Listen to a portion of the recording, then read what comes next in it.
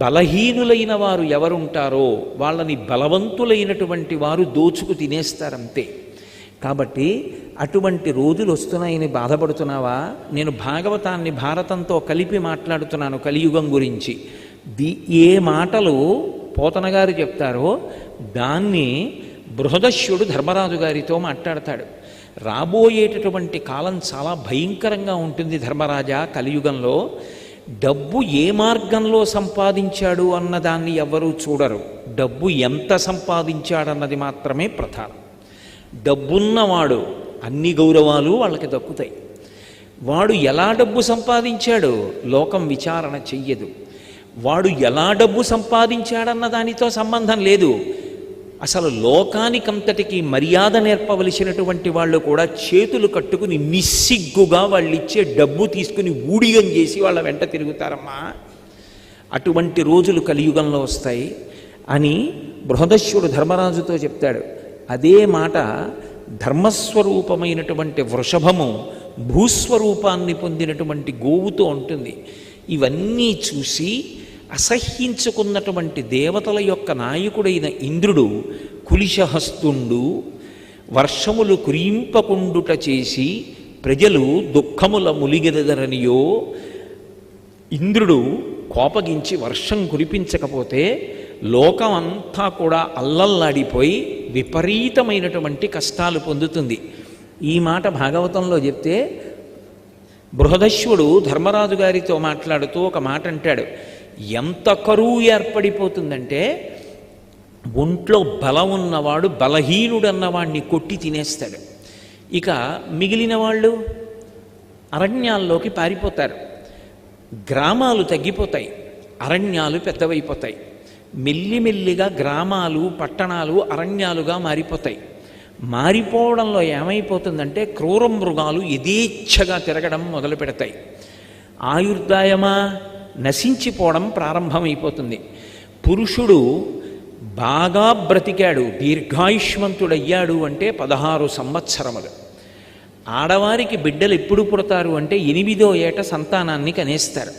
అన్నిటినీ మించి ఆయుర్దాయం తగ్గిపోతున్నటువంటి కారణం చేత, తేజోక్షయమైపోతున్నటువంటి కారణం చేత ప్రజలకి చదువు మీద అనురక్తి ఉండదు. ఎక్కువగా శాస్త్రాన్ని చదువుదామని కానీ మనసుని మంచి భావాలతో నింపేటటువంటి విషయాల్ని కానీ చదవడం తగ్గిపోతుంది. ఎప్పుడైతే చదువు తగ్గిపోయిందో సంస్కార బలం తగ్గిపోతుంది. సంస్కారము తగ్గిపోతే మోహము పెరిగిపోతుంది. మోహము పెరిగిపోతే లోభము పెరిగిపోతుంది. లోభము పెరిగిపోతే కామము పెరిగిపోతుంది. కామము పెరిగిపోతే క్రోధము పెరిగిపోతుంది. క్రోధము పెరిగిపోతే పగ పెరిగిపోతుంది. పగ పెరిగిపోతే కలహాలు పెరిగిపోతాయి. కలహాలలో మనుష్యులు పశువులైపోతారు. అయిపోయి ఒకరినొకరు పొడుచుకుని చచ్చిపోతారు. సమూహాలు సమూహాలుగా పడిపోతారు. ఇంతటి భయంకరమైనటువంటి స్థితి ఏర్పడుతుంది. కాబట్టి అమ్మ, అటువంటి రోజులు రాబోతున్నాయని కలియుగంలో ఉండేటటువంటి మనుషులకు అన్న పాన నిద్ర మైథున ఆసనాదులందు ఆసక్తులగుదరని బెంగపడితివేమో తల్లి. అసలు జనులకు ఉండేటటువంటి లక్ష్యాలు ఇంకా 5 మిగులుతాయి. అన్న ఏదో ఒకటి తినడం, బతకాలి కాబట్టి. దానికి ధార్మికంగా సంపాదించామా, మనం శాస్త్రాన్ని పాటించి తింటున్నామా, ఇవేం అక్కర్లేదు. అన్న పాన శరీరానికి మత్తెక్కించేటటువంటివన్నీ సేవిస్తూ ఉండడం. ఆ మత్తులో అసలు ఆ ఒళ్ళు తెలియని స్థితిలో అనేకమైన పాపకర్మలు చేస్తూ ఉండడం. కాబట్టి అన్న పాన నిద్ర, ఎప్పుడూ నిద్రపోతూ ఉండడం తప్ప అసలు ఉత్సాహంతో సోమరిపోతుతనం లేకుండా ఉండి చదువుకోవడం అన్నది ఉండదు. అని ఎన్ని రకాలుగా ఆసనం మీద కూర్చుని సుఖపడచ్చో అన్ని రకములైనటువంటి ఆసన సుఖాలు పెరిగిపోతాయి. లోకంలో ఈ 5 యందు ప్రజలు అనురక్తులవుతారు తప్ప అసలు ఈ శరీరమే మొట్టమొదట పెట్టవలసినటువంటి పెట్టుబడి. దీన్ని పెట్టుబడిగా పెడితే తప్ప మనం రాణించలేమని ఒక ఉపవాసం చేసేవాడు ఉండడు. ఉపవాసం చెయ్యాలనేటటువంటి స్పృహను ప్రోత్సహింపబడదు. అది నిరుత్సాహానికి కారణం చేస్తారు. కాబట్టి ఉపవాస ప్రక్రియలు ఉండవు. అనుష్ఠానంలో చాలాసేపు కూర్చోవడం ఉండదు. జపం చేయడం ఉండదు, హోమం చేయడం ఉండదు, ధ్యానం చేయడం ఉండదు. ఇటువంటివన్నీ తగ్గిపోతాయి. ఇది ఎందుకు? సుఖాలు అనుభవించడం కోసం. దీన్ని ఎందుకు బాగా పోషించి సిద్ధంగా ఉంచాలి అంటే ఇది సుఖమును అనుభవించడానికి తగిన ఉపకరణంగా దీన్ని కాపాడుకోవాలి. అంతేకాని ఇది కష్టపడిన భగవంతుణ్ణి చేరుకోవడం కోసమని ఉపాసనలో దీన్ని వాడుదాం అన్న భావన ఉండదమ్మా. ఆ ఆవు భూదేవి ధర్మదేవత వంక చూసి అంది, ఈ లోకంబున 4 పాదముల నీవు నడతవు, ఆ శ్రీలలనీశుడు లేమిని కాలముచే నీకు ఒంటి కాలయ్యకదే అంది. ఓ ధర్మమా, ఇత పూర్వం కృతయుగంలో నీకు 4 పాదాలు, సత్యము, శౌచము, తపస్సు, దయ అనబడేటటువంటి 4 పాదాలతో తిరుగుతూ ఉండేదానివి. ఇప్పుడు ఆ శ్రీలలనీశుడు లేమిని శ్రీకృష్ణ పరమాత్మ ఈ భూమండలం మీద తిరగడం ఆగిపోయింది. ఆయన అవతార పరిసమాప్తి చేసేశారు. పరిపూర్ణావతారమైనటువంటి కృష్ణావతారం వెళ్ళిపోయింది. పరిపూర్ణావతారము అన్న మాటకు అర్థం ఏమిటంటే మిగిలిన అన్ని అవతారములలో ఉండేటటువంటి తేజస్సుని తనలోకి లాక్కున్నదేదో అది పరిపూర్ణావతారం. అటువంటి పరిపూర్ణావతారం శ్రీకృష్ణావతారం. ఆ శ్రీకృష్ణావతారం వెళ్ళిపోయింది. భూమి మీద నడయాడుతున్న ఆ మూర్తి లేరు. అందుకని ఆ శ్రీలలనేశుడు లేమిని కాలముచే నీకు ఒంటి కాలయ్యకదే, బలవత్తరమైనటువంటి కాలము వలన కలిపురుషుడు ప్రవేశించినటువంటి కారణం చేత కేవలముగా నీకు ఒక్క కాలు మాత్రమే మిగిలిపోయింది. అందుకని నేను బాధపడుతున్నాను. ఓ ధర్మమా, నీకు ఒక్క కాలు మిగిలితే ఎందుకు నేనంత బాధపడాలని అడుగుతావేమో. దేవతలకు, ఋషులకు, పితృదేవతలకు, ధీయుతులకు, నానావర్ణాశ్రమములకు, గోవులకును బాధ ఎనచు కుందెతననగా అంది. ఇది కలియుగంలో ఉండేటటువంటి లక్షణం. కలియుగం ప్రవేశిస్తోంది అనేటప్పటికీ ఎవరు బాధపడడం మొదలు పెడతారు. ఎవరు బాధపడకుండా సమాజం కాపాడాలో అటువంటి వారు బాధకి గురైతే సమాజం సాక్షిగా ఉంటుంది. ఎవరు? దేవతలకు బాధ కలుగుతుంది. ఎందుకని? బాధ దేని చేత? క్షుత్తు, ఆకలి చేత. దేవతలకు అన్నం ఎక్కడి నుంచి ఎడుతుంది? మనం చేసి యజ్ఞం నుంచి ఎడుతుంది. యజ్ఞం ఎందుకంత గొప్పగా కీర్తింపబడింది వేదంలో అంటే యజ్ఞము చేత 3 రకములైనటువంటి సౌఖ్యములు లభిస్తాయి. యజ్ఞయాగాది క్రతువులు జరుగుతుంటే దేవతలు సంతోషిస్తారు. దేవతలు సంతోషిస్తే అనుగ్రహించి ఆశీర్వచనం చేస్తారు. దేవతల యొక్క అనుగ్రహము చేత సమస్తమైనటువంటి ఈప్సితములను సిద్ధింప చేసుకోవచ్చు. 2 యజ్ఞయాగాది క్రతువులు చేస్తే ఈ శరీరం విడిచిపెట్టేసిన తరువాత స్వర్గలోకాది లోకముల యందు వాసము చేసి దేవతాస్థానాన్ని పొందుతాడు. దేవత అయి కొంతకాలం ఆ స్వర్గలోకంలో ఉండాలి అంటే యజ్ఞయాగాది క్రతువులే సాధనము. అందుకే కదూ ఇంద్రుడుగా ఎవరు అవుతారు అంటే 100 యజ్ఞములు చేసిన వాడెవరో ఆయన ఇంద్ర పదవిని అధిష్ఠిస్తాడు అని. అటువంటి యజ్ఞము ఊర్ధ్వలోకముల యందు వాసం చేసే అధికారం కల్పిస్తుంది. 3 ఏ కామము, ఏ కోరిక లేకుండా నిష్కామంగా యజ్ఞం చేసేటటువంటి వ్యక్తిని దేవతలు అనుగ్రహించి పరమాత్మ యొక్క అనుగ్రహం చేత చిత్తశుద్ధి కలుగుతుంది. ఆ చిత్తశుద్ధి కలిగితే చిత్తశుద్ధి కలిగినటువంటి పాత్రత కలిగినటువంటి వ్యక్తి యందు పరమేశ్వరుడు జ్ఞానధారను అనుగ్రహిస్తాడు. ఆ జ్ఞానము కలిగితే ఇక పుట్టవలసిన అవసరం ఉండదు. జ్ఞానమొక్కటే మోక్షమునకు కారణము. ఆ జ్ఞానము చేత ఇక పుట్టవలసిన అవసరాన్ని పోగొట్టుకొని మోక్షాన్ని పొందుతాడు. ఈ 3టికి హేతువేది అంటే యజ్ఞమే. అటువంటి యజ్ఞము జరిగితే దేవతలు సంతోషిస్తారు. ఆ యజ్ఞమునకు వ్యతిరేక ప్రచారము, యజ్ఞములు జరగకపోవడం వల్ల దేవతలు బాధపడతారు. అందుకని నేను ఎందుకు బాధపడుతున్నానో తెలుసా ధర్మదేవత? మొట్టమొదట బాధపడే వాళ్ళెవరు అంటే దేవతలు. దేవతలు బాధపడితే వాళ్ళ యొక్క ఆక్రోశం, వాళ్ళ కోపం ఉత్తినే పోదు, ప్రకృతి మీద చూపిస్తుంది. అతివృష్టి, అనావృష్టి, భూకంపాలు, సముద్రాలు ఊళ్ళ మీదకి రావడం, అనేకమైనటువంటి అంటువ్యాధులు, ఇటువంటి వాటి చేత దీపపు పురుగులు కుప్పలుగా పడిపోయినట్టు మనుష్య జాతి పడిపోతూ ఉంటుంది. అందుచేత దేవతలకు, ఋషులు వేదవాంగ్మయాన్నంతటినీ కూడా మనకు అందించినటువంటి ద్రష్టలు. వేదాహమేతం పురుషం మహాంతం ఆదిత్యవర్ణం తమసస్తు పారే సర్వాణి రూపాణి విచిత్య ధీర నామాని కృత్వాభివదన్యదాస్తే అని. వాళ్ళు తపస్సమాధిలో ఉండగా పరమేశ్వరుడి యొక్క వాక్కులు వాళ్ళకి వినబడ్డాయి. వాళ్ళు ఏ వాక్కులు విన్నారో వాటినే మంత్రరూపంలో మనకి వేదంలో అందించారు. అటువంటి ఋషుల పట్ల మనకి ఒక కర్తవ్యం ఉంది. పుట్టుకతో నేను ఋషికి రుణపడిపోయాను. నేను ఎప్పుడు ఋషి దగ్గర అప్పు తీసుకున్నానండి అని అడగకూడదు. ఎప్పటికీ ప్రతివాడు ఋషికి రుణపడి ఉంటాడు. ఋషి యొక్క రుణం తీరాలి అంటే మనం తప్పకుండా చెయ్యవలసినటువంటిది ఋషులు ఇచ్చినటువంటి వాంగ్మయాన్ని చదువుకోవాలి. వ్యాసుడు మహానుభావుడు. వ్యాసుడు లేనినాడు అంధకారం. అసలు ఈ లోకం లేదు. అసలు కలియుగం ఎలా ఉంటుందో చెప్పినవాడెవరు? కలియుగంలో ఏం చెయ్యాలో చెప్పినవాడెవరు? వ్యాస భగవానుడే.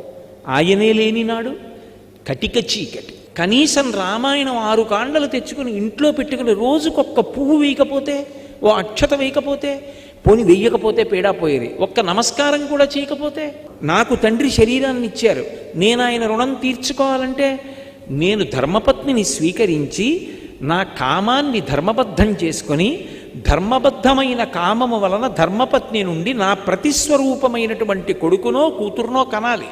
అలా సంతానాన్ని కంటే సచీల స్నానం చేస్తే, కట్టుకున్న బట్టతో స్నానం చేస్తే, ఏదైనా కొంచెం ఎత్తులోంచి దూకి స్నానం చేస్తే నీళ్లు పైకి ఎగిరితే అది చూసి పితృదేవతలు రుణం నుంచి విముక్తుణ్ణి చేస్తారు. అలా సంతానాన్ని కనకపోతే ఆ రుణానికి మనం బద్ధులమై ఉండిపోతాం. మరి కాబట్టి అసలు ఋషుల యొక్క రుణం తీరాలి అంటే ఋషిప్రోక్తమైనటువంటి వాంగ్మయాన్ని చదవడం నేర్చుకోవాలి. ఋషిప్రోక్తమైన వాంగ్మయం ఏదుందో దానికి గౌరవం ఇచ్చి తీరాలి.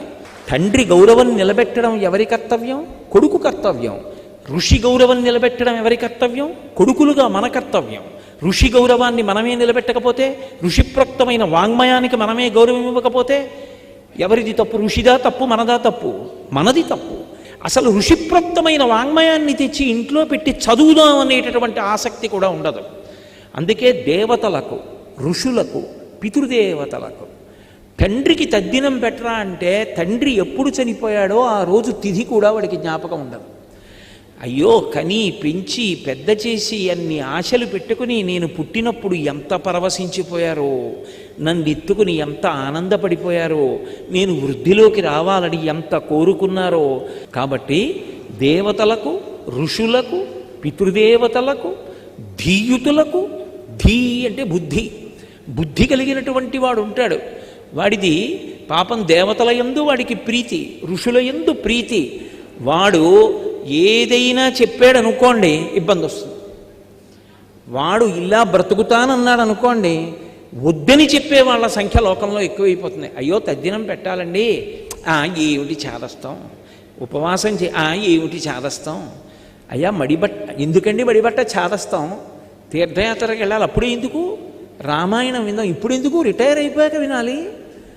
దంతంబుల్ పడనప్పుడే తనువుయందు ఆరూఢియున్నప్పుడే కాంతాసంఘము రోయనప్పుడే జరాక్రాంతంబు కానప్పుడే వింతల్ మేన చరించునప్పుడే కురుల్ వెల్వెల్ల కానప్పుడే చింతింపన్బలమీ పదంబుజబులం శ్రీకాళహస్తీశ్వర అంటాడు దూర్జటి. కాబట్టి దేనికైనా సరే తర్వాత అయ్యా అలా సంపాదించడం మర్యాద కాదు కదండి అంటే ఇప్పుడు మడిగట్టు కూర్చుంటే ఎప్పుడు వస్తుందండి, అవకాశం వచ్చినప్పుడు సంపాదించాలి. కానీ దేనికి కూడా ఆచరణాత్మకమై ఉండదు. అందుకే బుద్ధి కలిగినటువంటి వాడు పవిత్రంగా బ్రతకడం, రాళ్ల దెబ్బలు తినకుండా బ్రతకడం సాధ్యమయ్యే విషయం కాదు.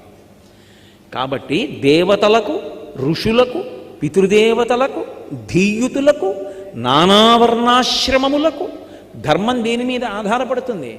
వర్ణం మీద, ఆశ్రమం మీద ఆధారపడుతుంది. చాలామందిలో ఒక పొరపాటు ఆలోచన ఉంటుంది. వేదమంతా బ్రాహ్మణుల కోసం, సంధ్యావందనాది క్రియలు బ్రాహ్మణుల కోసం, వాళ్లే తరిస్తారనుకుంటారు. కానీ అలా వేదం అనలేదు. చాలా కష్టపడేవాడిని పట్టుకుని నువ్వు తెల్లవారకట్ట స్నానం చేసి 1000 సార్లు గాయత్రి చేయరా అంటే అవతల వాన పడుతుంటే వాడు పొలానికి ఎప్పుడు ఎడతాడు? వాడు ఇక్కడ గాయత్రి చేస్తూ కూర్చుంటే నీకు అన్నం ఎవడు పెడతాడు? అందుకే అంది, వాడు చెయ్యక్కర్లేదు గాయత్రి, వాడి కోసం నువ్వు చెయ్యి.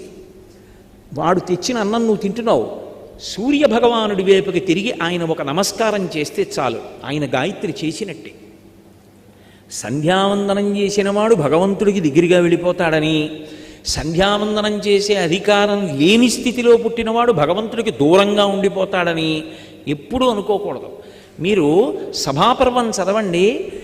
ఎవరెవరు ఏ వర్ణం వాళ్ళు ఏ ధర్మాన్ని ఆశ్రయించాలో అది ఆశ్రయిస్తే ఏ స్థితిని చేరాలో ఆ స్థితికి చేరిపోయారు. ధర్మవ్యాధుడు మాంసం అమ్ముతూ ధర్మాన్ని చెప్పలేదు. ఆయన కులవృత్తి చేస్తూ ఆయన చెయ్యవలసిన ధర్మాన్ని చేసి నేను బాగా తపస్సు చేశాననుకున్న ఒక బ్రాహ్మణుడి అహంకారం తీసి ధర్మబోధ చేశాడు.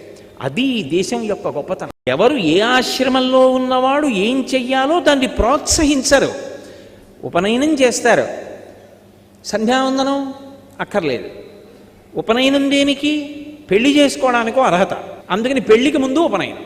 కాబట్టి అసలు ఏ వర్ణమునందు ఏ ఆశ్రమమునందు ఎవడు ఏం చెయ్యాలో అది చేసేవాడు ఉండడు. లేరనుకోకండి, ఉన్నారు మహాత్ములు. అందుకు పడుతున్నాయి వర్షాలు. ఇంకా కలియుగం పూర్తిగా కలి పురుషుడి యొక్క ప్రభావం ప్రారంభం కాలేదు. అసలు మొదలైతేనే ఇలా ఉంది. ఆయన విజృంభిస్తే ఎలా ఉంటుందో చూడండి. కాబట్టి నానావర్ణాశ్రమములకును, అది కాక గోవులకును. అసలు ఆవు ఉత్కృష్ట ప్రాణి. అసలు ఆవు అనేటటువంటిది లేదనుకోండి, సనాతన ధర్మం అనేటటువంటిది ఇక ఉండదు. ఎందుకంటే గోబ్రాహ్మణేభ్యః శుభమస్తు నిత్యం లోకా సమస్తా సుఖినో భవంతు. బ్రాహ్మణుడు బాగుండాలని లేదు, గోవు బాగుండాలన్నారు ముందు. ఎందుకని? మంత్రభాగం వచ్చిన బ్రాహ్మణుడు ఉన్నాడు, యజ్ఞం చెయ్యాలి, పంచగవ్యాలు కావాలి, ఆవు పాలు ఉండాలి, ఆవు పాలలోంచి వచ్చిన పెరుగు ఉండాలి, అందులోంచి వచ్చిన నెయ్యి ఉండాలి, భూమిని శుద్ధి చేయడానికి గోమయం ఉండాలి. ఈ మూడిటిలోకి గోమూత్రాన్ని గోమయాన్ని కలిపి పంచగవ్యాన్ని తయారు చేసి పంచగవ్య ప్రాసనం చేయించాలి. గోవు లేదు, భూశుద్ధి ఎక్కడి నుంచి వస్తుంది నీకు? ఎలా యజ్ఞం చేస్తావు? చెయ్యలేవు. ఆ గోవుని రక్షించుకోవడం సనాతన ధర్మాన్ని రక్షించుకోవడం. కాబట్టి ఆ గోవు కాపాడబడాలి. కానీ ఏ విధమైనటువంటి అనుమానము లేకుండా గోవులు విపరీతమైనటువంటి బాధకి గురైపోతుంటాయి. గోవుని రక్షిద్దామనేటటువంటి వాళ్ళు లోకంలో తక్కువైపోతారు. కాబట్టి నానావర్ణాశ్రమములకును గోవులకును బాధయనచు కుందెదననగా. అయితే ఇక్కడ ఓ ప్రశ్న ఇయ్యచ్చు. గోబ్రాహ్మణేభ్యః శుభమస్తు నిత్యం అన్నారు, మిగిలిన వాళ్ళు ఏమైపోయినా అక్కర్లేదా వేదానికి? అవి కాదు. గో ఉంది, గోమయంతో అలికి పంచగవ్యాలు పట్టుకుని ఆవు నెయ్యి పట్టుకుని మంత్రాలతో యజ్ఞం చేసే బ్రాహ్మణుడు ఒకడు ఉన్నాడు. ఇప్పుడు ఆయన ఎవరి కొరకు చెయ్యాలి? లోకశాంతి కొరకు చెయ్యాలి. ఇప్పుడు ఆ రెండూ ఉంటే లోకమునకు ఉపద్రవములు వచ్చినా కాపాడడానికి వైదిక మార్గం నిలబడుతుంది. వీళ్ళిద్దరూ సక్రమంగా ఉంటే లోకమంతా బాగుంటుందన్న ఉద్దేశ్యంతో శాంతి మంత్రంలో గోబ్రాహ్మణేభ్యః శుభమస్తు నిత్యం లోకా సమస్తా సుఖినో భవంతు, అందరూ బాగుండాలి. ఎవరో కొంతమంది బాగుండాలని ఎప్పుడూ అనరు శాస్త్రంలో. కాబట్టి అటువంటి గోవులకు బాధయనచు కుందెదననగా. అటువంటి ఆశ్రమాలన్నీ కూడా దెబ్బతింటాయి, అటువంటి వస్తువులన్నీ పాడైపోతాయి. కలియుగంలో ఉండేటటువంటి ప్రభావం అలా ఉంటుంది. కాబట్టి దేవతలకు, ఋషులకు, పితృదేవతలకు, నాకు, నీకు, నానావర్ణాశ్రమములకు, ధీయుతులకు, గోవులకును బాధయనచు కుందెదననగా. నాకు, నీకు అంటే నాకు అంటే భూమికి, భూదేవతకి చాలా బాధ కలుగుతుంది. భూదేవతకి బాధ ఎందుకు కలుగుతుంది అంటే, భూమికి బాధ కలగడానికి కారణం భగవంతుడు చెప్పినట్టుగా బ్రతకనటువంటి వాళ్ళు ఎక్కువైపోవడం చూసి భూమి బాధపడుతుంది. ఆ కృతజ్ఞత చూసి భూమి తట్టుకోలేదు. నీకు అంటే ధర్మానికి, ధర్మాన్ని పట్టుకునేవాడు ఉండడు, ధర్మాన్ని ఆచరించేవాడు ఉండడు, ధర్మస్వరూపాన్ని గౌరవించేవాళ్ళు తగ్గిపోతారు. అందుకని బాధపడుతున్నానయ్యా. నీ నీకు 3 కాళ్ళు లేక ఒక కాలుతో ఉన్నావని, నీ దగ్గర ఇప్పుడు ధర్మమునకు ఉండవలసిన 4 పాదములు లేకుండా పోయాయని నేను బాధపడుతున్నాను. కాబట్టి కలియుగం ప్రవేశిస్తే ఇంత దారుణంగా ఉంటుందని నా బాధ. ఇంకా రాబో కాలం ఎలా ఉంటుందో, ఎంత భయంకరమైనటువంటి పాపకర్మలు లోకంలో జరుగుతాయో అందుకు ఏడుస్తున్నానయ్యా అంది. ఈలోగా కలిపురుషుడు ఎక్కడి నుంచో రానే వచ్చాడు. చూస్తున్నాడు. పరీక్షిత్ మహారాజు గారు ప్రవేశించాడు. భూమి ధర్మము కలిపురుషుడి గురించి కలియుగం వస్తే ఎలా ఉంటుందో దాని గురించి చెప్పుకుంటున్నటువంటి మాటలు వింటున్నాడు పరీక్షిత్. వచ్చాడు ఎక్కడి నుంచో. కైలాసాచల సన్నిభంబకు మహాగంభీర గోరాజమున్ కాలక్రోధుడు దండహస్తుడు నృపాకారుండు జంఘాలుండొక్కడు శుద్ధుడు ఆసురగతిన్ కారుణ్య నిర్ముక్తుడై నేలంకూలగ తన్యబంతి చెలగా నిర్ఘాత పాదాహతిన్. కైలాసాచల సన్నిభంబగు మహాగంభీర గౌరాజమున్, కైలాస పర్వతం ఎలా ఉంటుందో అలా మెరిసిపోతున్నటువంటి తెల్లటి ఆ ధర్మస్వరూపమైనటువంటి వృషభాన్ని ఎక్కడి నుంచో వచ్చాడు కలిపురుషుడు. నిజానికి ఆయన రాజు కాడు, కానీ రాజలాంఛనములన్నీ ధరించాడు. తానే రాజైనట్టుగా నిలబడ్డాడు అక్కడ. నిలబడి పెద్ద పెద్ద పిక్కలు కలిగినటువంటి వాడు, కాలక్రోధుడు, విపరీతమైనటువంటి కోపస్వభావం ఉన్నవాడు, దండహస్తుడు, చేతిలో కర్ర పట్టుకున్నవాడు, ఎగిరి ఒక్క తన్ను తన్నాడు ఆ ఎద్దుని. ఆ ఎద్దు కింద పడిపోయి మలమూత్రములు విసర్జించి అంబా నరిచింది. దాన్ని తన్నాడు, అది కింద పడిపోయింది నిస్పృహతో. ఆ ఆవు ఏడుస్తూ దగ్గరికి వస్తోంది. ఎగిరి ఆవుని కూడా తన్నాడు, మలమూత్రములు విసర్జించి ఆవు కూడా కింద పడిపోయింది. చూశాడు పరీక్షిత్ మహారాజు. గబగబా దగ్గరికి వచ్చాడు. ఆ కలిపురుషుణ్ణి పట్టుకున్నాడు. పట్టుకుని ప్రశ్న వేశాడు. ఏమయ్యా, వాచవి అయిన గడ్డితిని వాహినిలందు జలంబు త్రాగగా నీ చరణంబులెవ్వడిటి నిర్దలితంబుగా చేసే వాడు తా ఖేచరుడైన వాని మణికీలిత భూషణయుక్త బాహులం వేచని త్రుంచి వైచు వినువీధికి నేగిన నెలడాగినన్ అన్నాడు.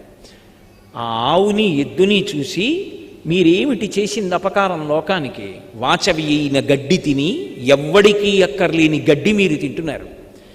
గడ్డి తిన్నటువంటి ఎద్దు నాగలికి కట్టి దున్నితే ఏరువాక పౌర్ణమి అని ఎద్దుకి పూజ చేస్తారు.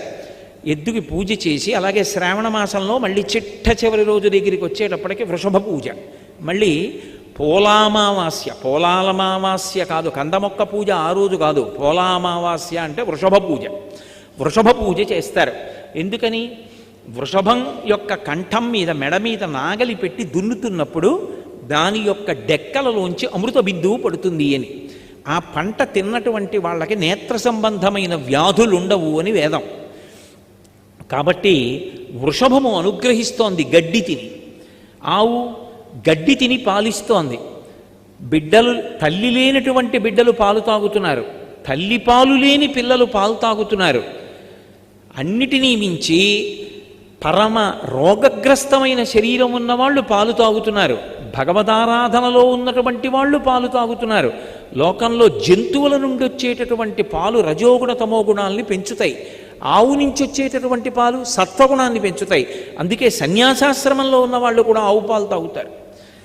ఇంత గొప్పదైనటువంటి ఆవు, సాక్షాత్ పరదేవతాస్వరూపమైనటువంటి ఆవు గడ్డి తిని ఎవరికీ పనికి రాకుండా ప్రవహిస్తున్నటువంటి మురుగుడు కాలవలలోని నీళ్లు తాగుతోంది.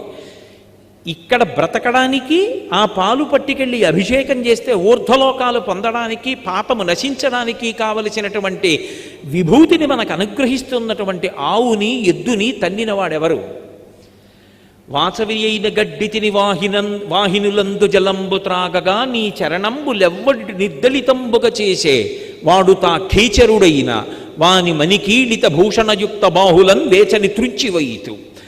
ఎవడు ఇలా కొట్టాడో మిమ్మల్ని, ఎవడు ఇలా పడగొట్టాడో వాడు మణులతో కూడినటువంటి పెద్ద పెద్ద భుజకీర్తులను పెట్టుకుని ప్రకాశిస్తున్నటువంటి ఆకాశంలో తిరగగలిగినటువంటి శక్తి కలిగినటువంటి దేవత అయినప్పటికీ కూడా వాడి భుజములు నరికేస్తాను. వాని మణికీలిత భూషణయుక్త బాహులం వేచని త్రుంచివయితు వినువీధికి నేగిన నేలదాగినన్. వాడు ఆకాశంలోకి పారిపోని, భూమిలో దూరిపోని,